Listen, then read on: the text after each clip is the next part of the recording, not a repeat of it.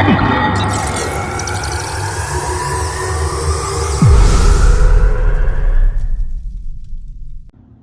is my interpretation of the Lest We Forget project. Hello everyone, welcome to Help with History. In today's video presentation, I, Jaden Falson, will be discussing the scandalous efforts of William Boss Tweed. I will cover his life, uprising, and how his life went down such a dark path.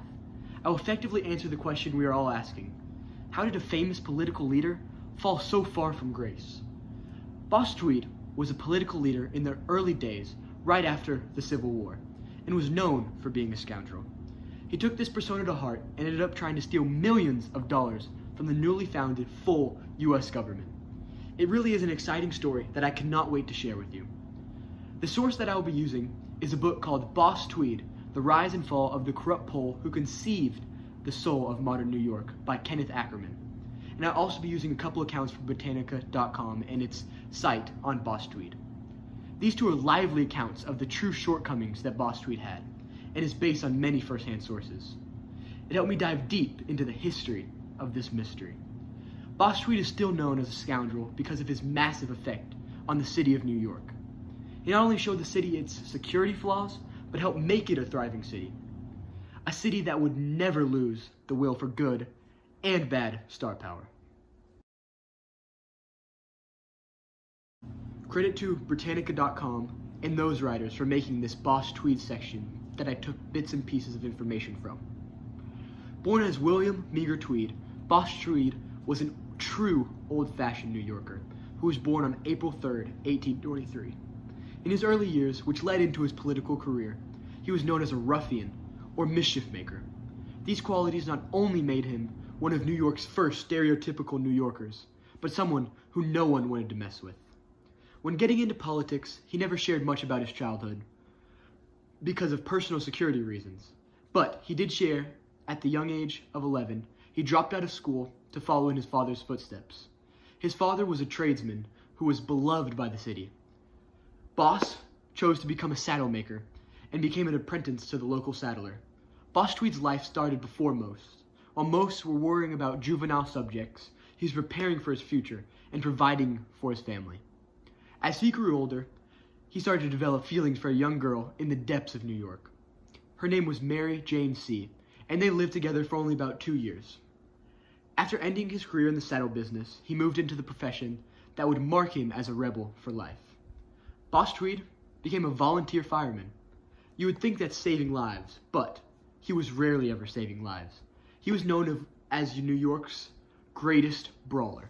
Many of these volunteer firefighting companies fought to fight the fire. Not fought the fire, they fought so that they could fight the fire.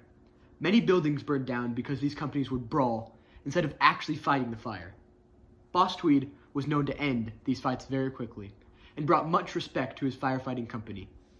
While he was not very well known during this time, it was the moment where his ruffian spirit came alive. It was where he learned to pave his own path, but his path did not always lead him to the light.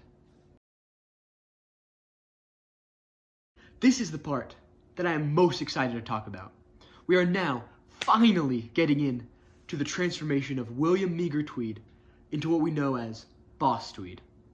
This is the start of his political career inside of New York City. Boss Tweed was always one who hungered for power. Boss Tweed first came into office as alderman in 1851. His run as the alderman did not last very long, because in the next year he was elected to Congress, where his roles progressed. Tammany Hall was the place where Boss spent most of his time while he was in office. Tammany Hall was a building and society for all New York Democrats.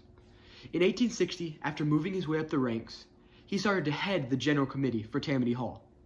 This meant that he helped count all of the votes for those who stayed or came into office.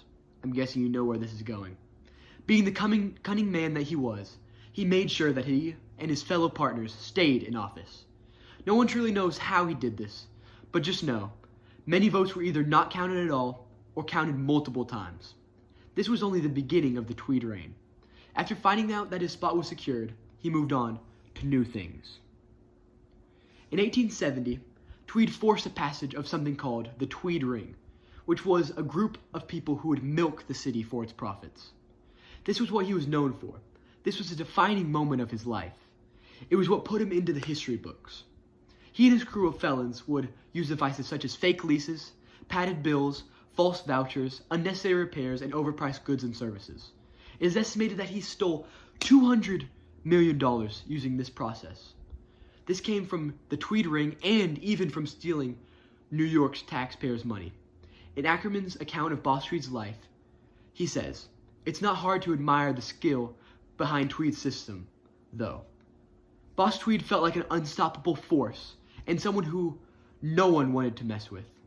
He was not only known for his career in brawling, which scared people, but for his undercover scandals. He may have felt unstoppable, but his reign as King of New York ended in 1873, when local reform movements decided to look into what he had done. The same year he was sentenced to life in prison. He tried to escape multiple times, but eventually died in New York, in a New York prison in 1878. Another account from Ackerman's book, Boss Tweed said, "The fact is, New York politics were always dishonest, long before my time. There never was a time you couldn't buy the board of aldermen. A politician coming forward takes things as they are." Boss Tweed is a symbol of how we can remember the time right after the Civil War. Looked good on the outside, but was merely human and immoral on the inside. Ackerman even writes that Tweed lit up the room, big and boisterous. He knew how to lavish the congressmen with humor. Look them in the eyes, slap shoulders, shake hands, crack a joke, share a confidence, and even poke fun at his own girth. We should remember Boss Tweed for two reasons. First, we should remember his life and legacy for the good things that he did. He boosted the New York economy in so many ways and helped the city to become a national superpower. The second reason is not so good. We should remember him because of the crimes that he committed. We need to be careful that something like this will not happen again. We need to limit the corrupting influence within our government. William Boss Tweed was a firefighter, tradesman, scoundrel, prisoner, but he's also a human and someone who should be written into history books. He left a long-standing legacy, even though it may not have been for the best reasons. I truly hope you guys have learned so much from this video, because I know I have. Thank you so much for your time.